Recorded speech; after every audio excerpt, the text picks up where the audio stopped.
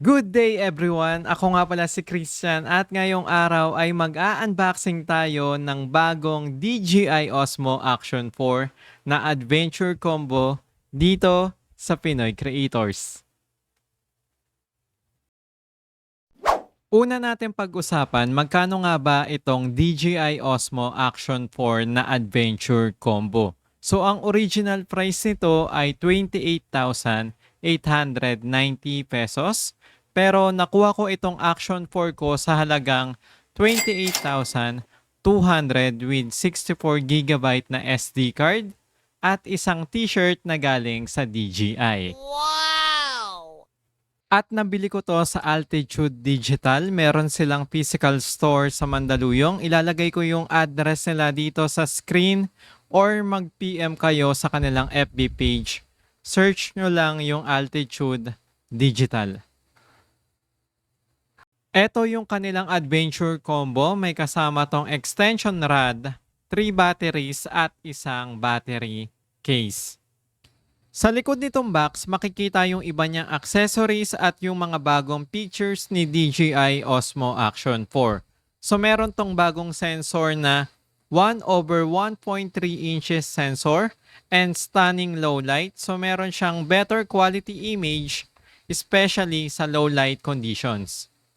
And one of the greatest features ni DJI Osmo Action 4, meron tong 10-bit and D-Log M. So pag sinabi nating 10-bit, ito yung color performance ng isang camera. At ang 10-bit ay meron over 1 billion colors. So kahit i-edit natin yung brightness, contrast at color ng isang video, hindi mawawala yung ganda ng quality nito. Pagdating sa D-Log M, ito yung wider dynamic range. Pangatlo, meron tong deep freeze resistant at long-lasting battery. So sabi ng DJI, pwede mo tong magamit all the way down to -20 Celsius and then meron siyang long-lasting battery. Pagdating naman sa resolution, meron siyang maximum of 4K up to 120 frame per second. At meron siyang 155-degree field of view. Next, meron siyang quick release and native vertical video. Yung tinutukoy ni DJI sa quick release ay yung kanilang magnetic mount na pwede mong ilipat-lipat yung action camera mo mula sa helmet papunta sa chest strap in just a second. Pagdating naman sa native vertical video, nakakatuwa kasi alam ni DJI yung pangangailangan ng isang content creator. So alam naman natin na ang lakas ngayon ng mga TikTok videos, FB Reels at ng YouTube Short. Next is meron siyang 360 horizon steady.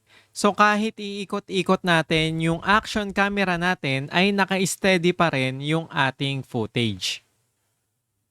And next, meron siyang waterproof up to 18 meters. So sabi nila doon sa trailer ng DJI Osmo Action 4, without any accessories, pwede mong magamit yung Action 4 hanggang 18 meters deep. At kung gusto mo ng mas malalim pa doon, bilihin mo yung kanilang waterproof case. So kapag meron ka noon, pwede mo tong magamit hanggang 60 meters. At yung pinakahuli ay yung kanilang dual touch screen. Unboxing na natin. Bale, itong video na to ay unboxing lang dahil wala pa akong masyadong idea dito kung paano to gamitin. So kung gusto nyo makita yung update at testing ko dito sa DJI Osmo Action 4, subscribe kayo sa Pinoy Creators.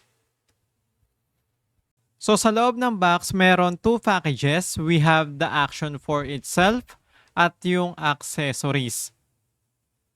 At sa ilalim nito, nandito yung extension rod. So may haba to na 1.5 meters at pwede mo tong i-connect sa tripod. Next natin i-open ay yung kanilang accessories box. Sa loob meron siyang USB-C to USB-C cable. At ito yung DJI magnetic mount nila.